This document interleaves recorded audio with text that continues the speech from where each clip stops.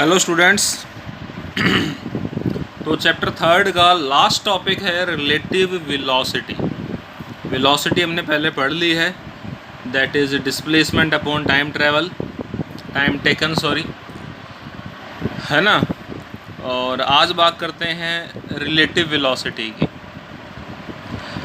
बहुत बार आपने जब ट्रेन में सफ़र किया, अब तो है लॉकडाउन के दौरान तो नहीं किया होगा आपने, लेकिन पहले जब आप ट्रेन में गए हैं तो अगर सेम डायरेक्शन में दो ट्रेन चल रही हैं और एक ट्रेन दूसरी ट्रेन को क्रॉस कर जाती है बहुत स्पीड से, तो अगर हम किसी एक ट्रेन में बैठे हैं तो हमें दूसरी ट्रेन धीरे चलती हुई लगती है, जबकि जो बाहर पर्सन है, जो ग्राउंड पर खड़ा है, उसके लिए उस ट्रेन की स्पीड काफ़ी ज़्यादा होगी, है ना। ये आपने बहुत बार ऑब्जर्व किया होगा।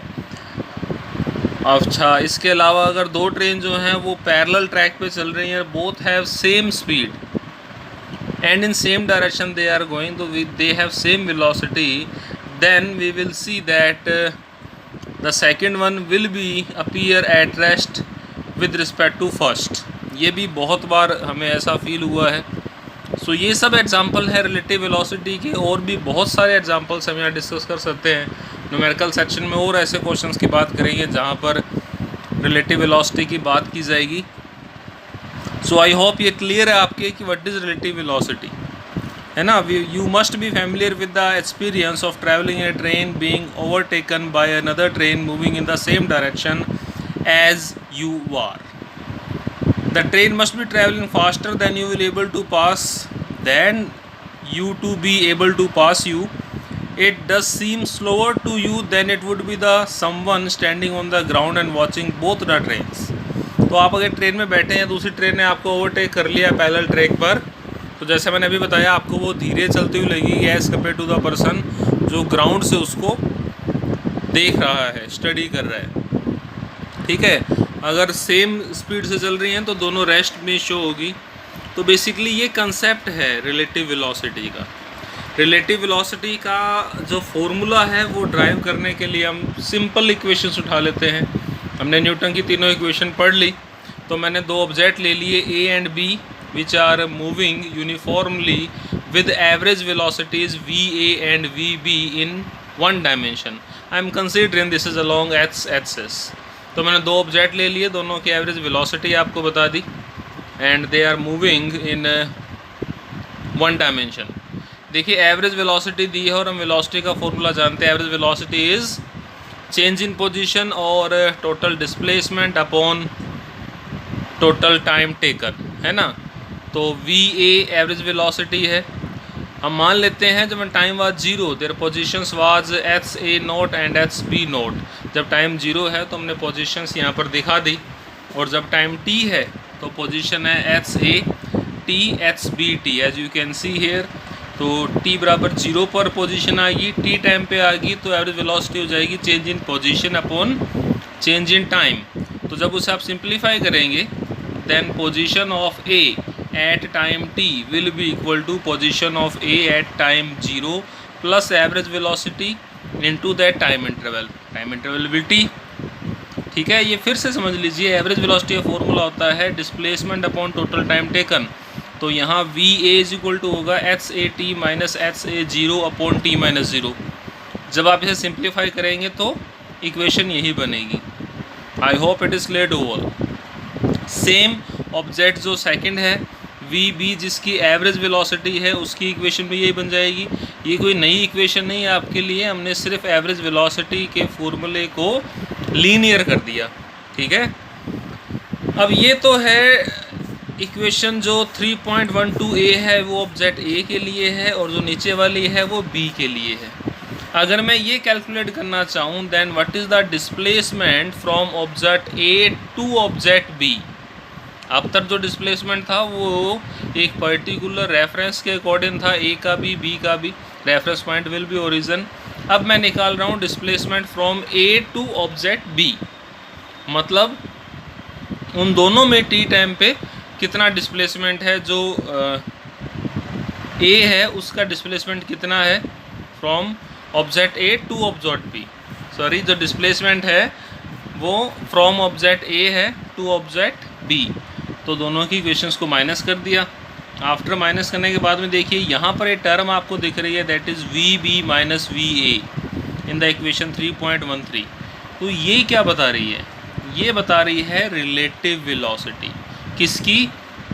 We B minus V A is relative velocity of B with respect to A. ठीक है, ये फॉर्मूला है रिलेटिव वेलोसिटी का, आपको सीधा भी याद रखना है। ये मैंने बेसिक फार्मूले से ड्राइव भी कर दिया। यहाँ पर जो V B minus V A है, ये बेसिकली डिस्प्लेसमेंट के अंदर यूज़ हो रही है from A to B change steadily by the amount V B minus V A in each unit of time. So we can say the velocity of object B relative to the velocity object A is VB minus VA. देखिए, आप किसी भी object की जब velocity बताते हैं, जैसे मैंने कहा कि एक कार 36 किलोमीटर पर आवर की स्पीड से चल रही है, तो बेसिकली मैं किसी स्टेशनरी ऑब्जेक्ट, किसी स्टेशनरी पर्सन के रिस्पेक्ट में बता रहा हूँ कि वो इस स्पीड से जा रही है। वेलोसिटी है तो डायरेक्शन भी बताएंगे। तो वहाँ भी केस तो रिलेटिव वेलोसिटी का होता है। जितनी वेलोसिटी मैंने आज तक आपको पढ़ाई है वो सब एवरेज रिलेटिव वेलोसिटी के फॉर्म में ही देखी जा सकती है, लेकिन वहाँ पर जिसके रिलेशन में निकाल रहे हैं, जिसके रिलेटिव में निकाल रहे हैं, that value is stationary, constant value है वो। इसीलिए हमने इस बात को पहले डिस्कस नहीं किया। लेकिन अगर दोनों ऑब्जेक्ट चल रहे हैं, जैसे ए भी चल रहा है बी भी चल रहा है, दोनों की अपनी वेलोसिटी है, then velocity of object B with respect to object A या रिलेटिव टू ऑब्जेक्ट ए की बात है, will be V B minus V ए।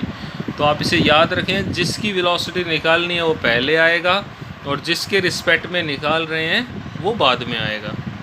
ठीक है, अब वी ए बी है, वी ए बी का मतलब क्या हो जाएगा? Velocity of object A relative to object B. अब ए की वेलोसिटी निकाल रहे हैं बी के रिस्पेक्ट में, तो फॉर्मूला क्या बन जाएगा? V A minus V B. Clear? इसकी बात आगे न्यूमेरिकल सेक्शन में बहुत बार करेंगे। अच्छा, वी ए और वी बी की वैल्यू पुट करने के बाद अगर आपका आंसर आता है पॉजिटिव, तो रिलेटिव वेलोसिटी की डायरेक्शन वी बी की डायरेक्शन में है। अगर हम फॉर्मूला उठा रहे हैं वी, खैर ये बात मैं यहाँ नहीं करूँगा, जब मैं न्यूमेरिकल कराऊँगा तो मैं वहाँ और इस बात को डिटेल से बता दूँगा। फ़िलहाल जो मेरा मेन टॉपिक है वो है रिलेटिव वेलोसिटी।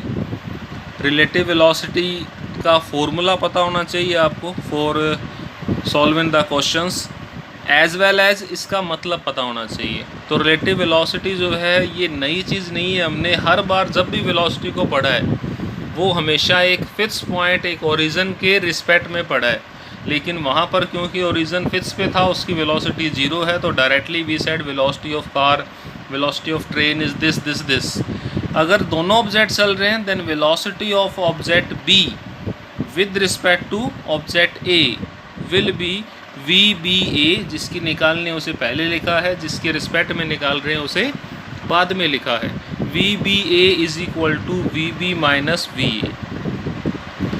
और अगर हम कहते हैं velocity of object A with respect to B, तो मैं ए की वेलोसिटी निकाल रहा हूँ विद रिस्पेक्ट टू बी, तो ये हो जाएगा V A B, that is V A minus V B. कब प्लस कब माइनस साइन कैसे इफेक्ट डालता है ये मैं अपने अगले वीडियो में बताऊँगा। अगर मैं कहता हूँ velocity of a car with respect to ground, तो बेसिकली वो क्या हो जाएगा? We C O. ग्राउंड का मतलब ओरिजिन हो जाएगा, see for I am taking car. So velocity of car with respect to ground or with respect to origin will be Vc minus Vo, और Vo तो 0 ही होगा, ग्राउंड जो stationery होता है, इसलिए हमने आज से पहले कभी रिलेटिव वेलोसिटी की बात नहीं करी। तो आई होप ये टॉपिक क्लियर है। अभी आधा टॉपिक हुआ है, आगे की बात हम अगली क्लास में करेंगे। यहाँ सिर्फ मैंने फॉर्मूले को डिस्क्राइब किया है, that relative velocity of B with respect to A कैसे कैलकुलेट करेंगे अगर आपको वी ए और वी बी दी हुई है, and relative velocity of A with respect to B भी कैसे कैलकुलेट करेंगे। बहुत ही कॉमन बात है, आप देख सकते हैं दोनों इक्वेशन से, that V B A will be equal to minus V A B. तो ये बात बताने की ज़रूरत नहीं है, जब अगले वीडियो में हम इस बारे में और डिटेल से बात करेंगे, तब तक आप इस डेफिनेशन को अच्छे से तैयार कर लें। Thank you very much।